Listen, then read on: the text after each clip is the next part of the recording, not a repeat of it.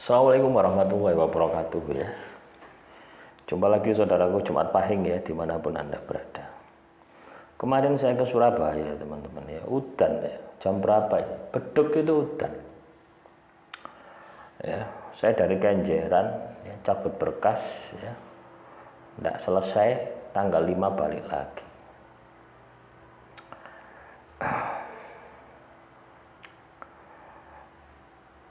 Teman-teman Jumat Pahing itu intermezzo ya. Ada yang komentar dari Surabaya. Udan teman-teman Surabaya. Makanya saya berangkat pagi supaya gak kebeledeng udan. Lek Surabaya kadang udan dawa wis banjir wis. Ampun.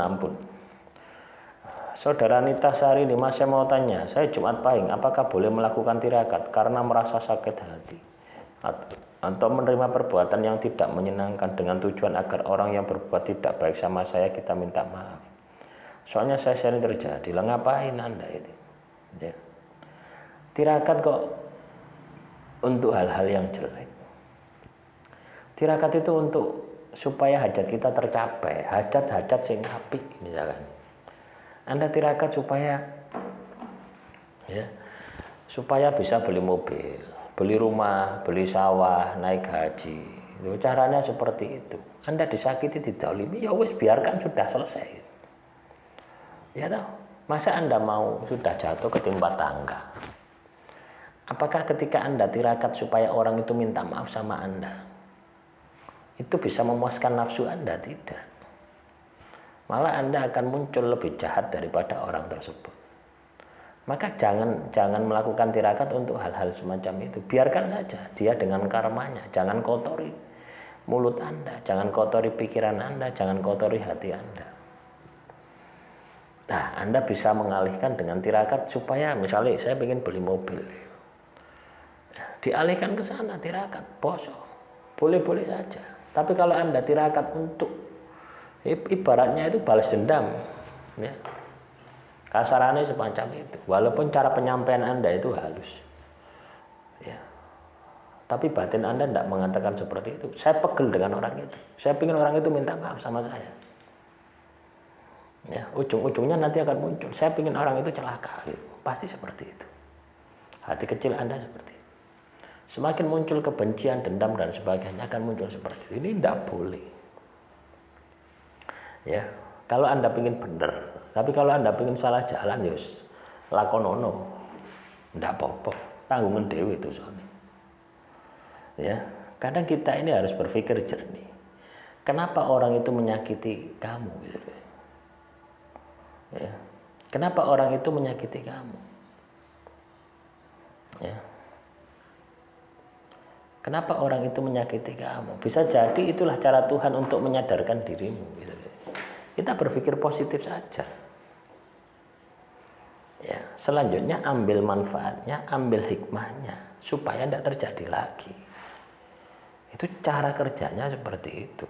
Ya, kalau kita ingin sukses, kita ingin jaya, kita ingin keluar dari masalah-masalah yang kita hadapi. Itu yang harus kita lakukan. Kadang kita tidak mikir ke sana, gitu ya.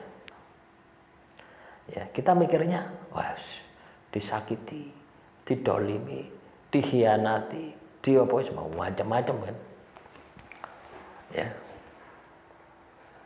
Semuncul itu emosi. Kalau Anda katakanlah tirakat dengan emosi, itu sing muncul demit jin yang akan menjerumuskan kamu. Ujung-ujungnya dari dukun santet, dukun teluh, dukun sihir. Ya, kalau tidak percaya ya, coba Anda telusuri dukun sihir, dukun teluh, dukun santet. Itu latar belakangnya sakit hati. Ya, sehingga urat welas asih, belas kasihan itu sudah terputus. Sing ana dendam benci. Semakin dendam benci semakin membara, semakin jos ilmu nih. Ilmu setan itu semakin jos. Nah itu. Ya.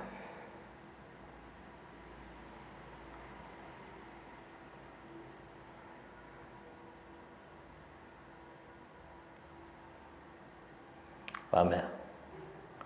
Nah, terus saudara Juara, Assalamualaikum ya. Saya dari Indramayu, salam kenal Pak Ustadz. Saya mau minta tolong, apa amalan untuk membuka mata lahir atau mata fisik? Karena sudah 14 tahun tidak bisa melihat. Mohon bantuannya. Sekarang saya lagu puasa mutih 40 hari. Baru 7 hari Pak Ustadz, terima kasih. Lah puasa mutih yang Anda lakukan itu seperti apa?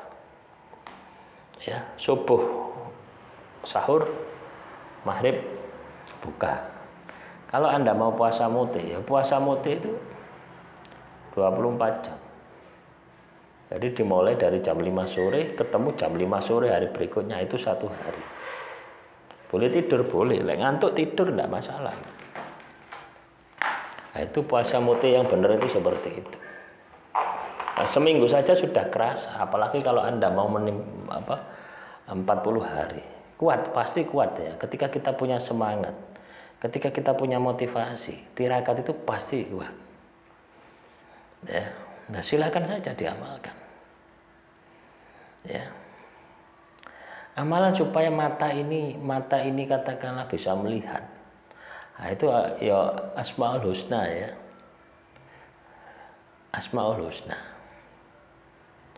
Ya batin. Ya Latif, ya batin, ya basir ya. Zat yang maha melihat.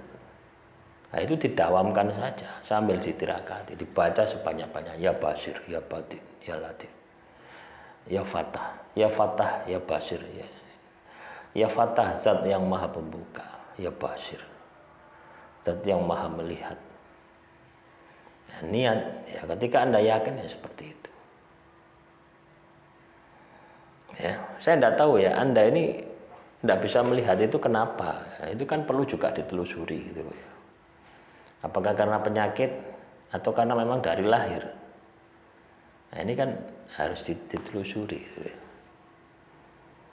Atau karena memang gangguan sihir telus Anda, bisa saja. Ya, intinya ketika Anda sudah menempuh jalan tirakat ya sudah, jalankan saja. Soal hasil tidak hasil itu urusan nanti. Urusan Anda adalah ikhtiar dan berusaha. Nah, disitulah Tuhan akan melihat kesungguhan Anda.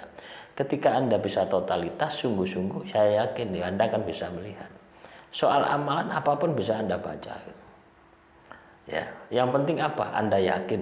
Ya, untuk membentuk keyakinan ini Anda harus istiqomah, dilakukan secara terus-menerus. Ya, yang kedua penghayatan penjiwaan. Anda bisa menghayati menjiwai ketika sedang berdoa. Yang ketiga adalah kepasrahan, keikhlasan. Dipasrahkan, habis berdoa dipasrahkan, wis tidak usah diiling-iling, ojo kemerungsung. Nah, itu biasanya akan terkabul. Demikian kurang lebihnya saya mohon maaf. Assalamualaikum warahmatullahi wabarakatuh. Salam rahayu, rahayu, rahayu.